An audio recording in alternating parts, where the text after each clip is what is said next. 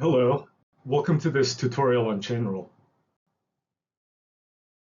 So here's an overview of what I'm going to be discussing in this tutorial. First, an explanation of the chain rule. Second, some useful derivatives that we're going to be using. The sigmoid function, which is very helpful in many neural network applications and machine learning applications. And then finally, I'm going to be discussing the chain rule and its direct use in the neural network.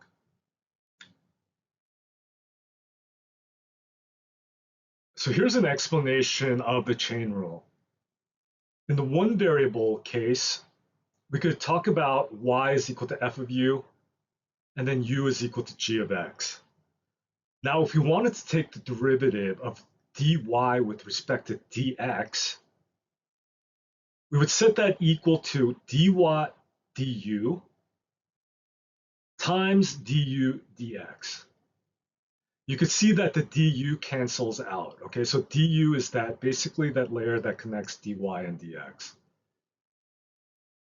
Now dy dx could also equal to f derivative of f of u times g derivative with respect to x. Okay, so that's another way of writing it.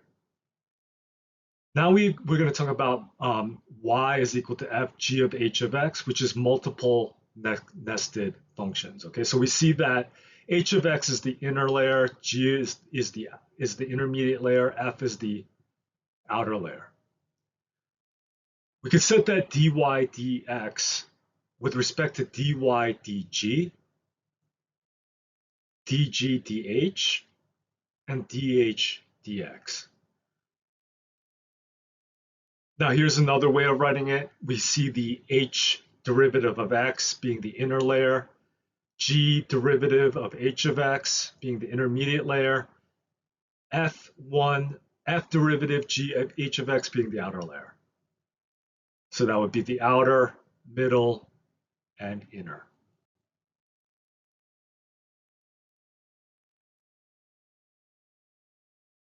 Now here are some useful derivatives that are used to derive the sigmoid function, okay? And other functions as well, but these are used often. So the derivative of e to the negative x, d dx, is equal to negative e to the negative x. The power rule, derivative of x to the n is equal to nx n minus 1, which is the power rule. The derivative of natural log of u is equal to 1 over u. Now we have another function y is equal to the natural log of g of x, right? So we're taking the natural log of a function in this case. And we could do the following. dy du, the derivative of natural log of u is equal to 1 over u. And we saw that moments ago. Now we see dy dx is equal to dy du du dx.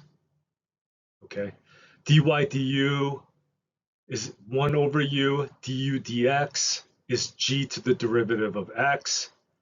Now we know that u is equal to g of x. So we could replace that and we get the derivative of g of x divided by gx, the function gx.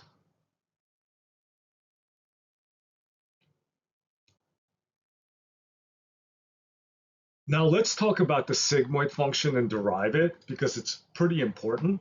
It's used in squashing probabilities in things such as binary classification, neural network activation, and backpropagation, which is used in gradient descent. So let's discuss this. So the sigmoid function is basically this function right here. Sigma x is equal to 1 divided by 1 plus e to the negative x. It also could be rewritten as the following. right? 1 plus e to the negative x in parentheses to the negative first power. And this is useful to run our derivatives, right? Because it's an easier way of looking at it. So this is what we get, right? If we take the derivative of sigma with respect to dx, right? We first have -1. We take that to the first top, to the front, and then subtract -1 to get -2, okay? Then we take the derivative of 1 plus e to the negative x.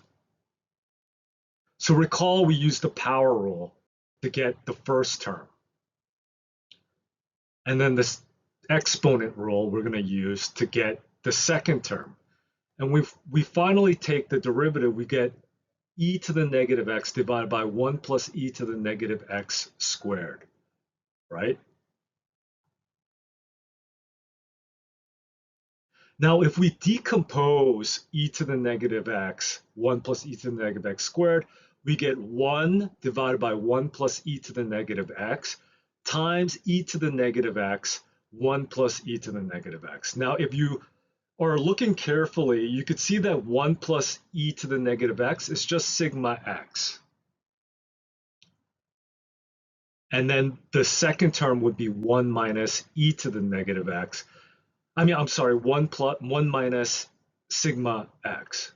Okay, so we get sigma x, 1 plus e to the negative x.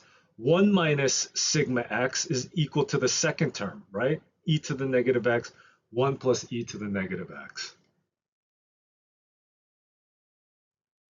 So if we rearrange the terms, sigma x, 1 minus e to the negative x is equal to 1 plus e to the negative x, e to the negative x, 1 plus, divided by 1 plus e to the negative x. So what I'm just saying is basically that our derived term, e to the negative x, which we found originally, d sigma dx, e to the negative x, 1 plus e to the negative x squared, is just simply sigma x times 1 minus sigma x. So that's the sigmoid function.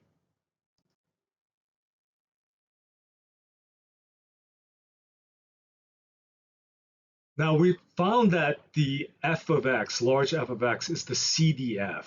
Okay, we've seen this earlier. If you've taken my mathematics course, you've definitely seen this before. And that's the cumulative distribution function. If we take the derivative of the cumulative distribution function, we get the PDF, right, which is the probability density function. And we saw that the CDF is sigma x is equal to 1 divided by 1 plus e to the negative x, and the PDF is sigma x 1 minus sigma x. And if we express this as a graph, we see that the sigmoid, sigma x, is a probability, okay, from 0 to 1. And then the PDF of that can be expressed as a density, okay? So that's just an important point to make, and to see this relationship is important because it's used throughout data science applications, machine learning applications, and so forth.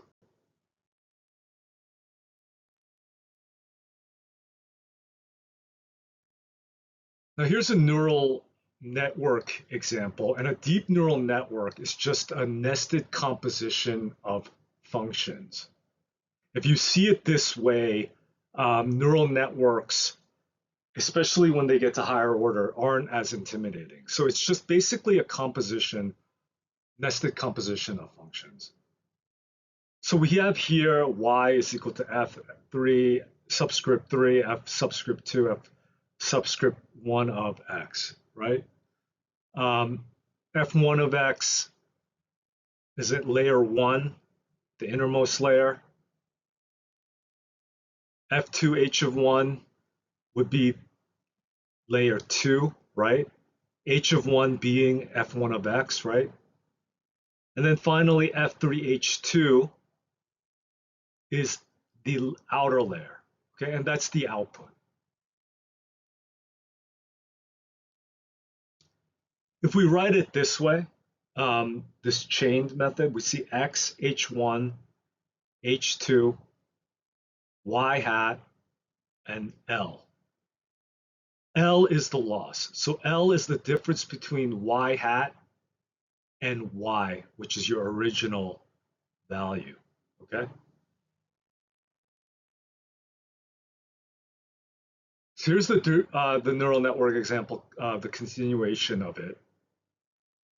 We have H is equal to F W1X plus B, okay? So W is usually the weight, okay? And B is usually the bias. So using the chain rule, we've got from X to H1, DH1, DW1, DH2, DH1. From H2 to Y, we have DY hat divided by DH, the subscript of 2, and DL, DY to get to the loss. So the gradient of hidden layer 1 with respect to its weight, which is weight 1. The gradient of hidden layer 2 with respect to hidden layer 1. And the gradient of the output activation with respect to the last hidden layer, okay? And then the gradient of the loss with respect to the output. So here's a clear use of the chain rule, okay, in this neural network. So how does changing the weight of the first layer affect the final loss? Okay, let's go through this and put it in like a equation form. Now we've got DL with respect to DW1, okay? So we see in this chain, we got L, and then we've got to go to X, basically, right? If we were looking at it from backwards, and that's what you're going to have to do in backpropagation, something that's used in gradient descent. Now we've got L is equal to Ly hat, right? And going back to what we were talking about, what we saw in the first slide, we're just going to put X and W1 in this F1 function, right? That's the inner function. F2 is the intermediate. F3 is the outer. That finally gives us our output. Now, how would we do that? We would do DL with respect to DW1, right? Because that's what we're trying to look for, the weight W1. We would have to go back, okay? So we would start with DL dy, right? With respect to dy hat. Dy hat, take the derivative of dy hat with respect to dh2. dh2 with respect to dh1. And dh1 with respect to dw1, right? So we're taking the derivative of h1 with respect to w1. And then we go backwards, right? I mean, like, that's what I was explaining, okay? So we're going backwards in the chain to arrive at dl dw1. Okay, so that's it for now. Thank you very much. And I hope you have a good day.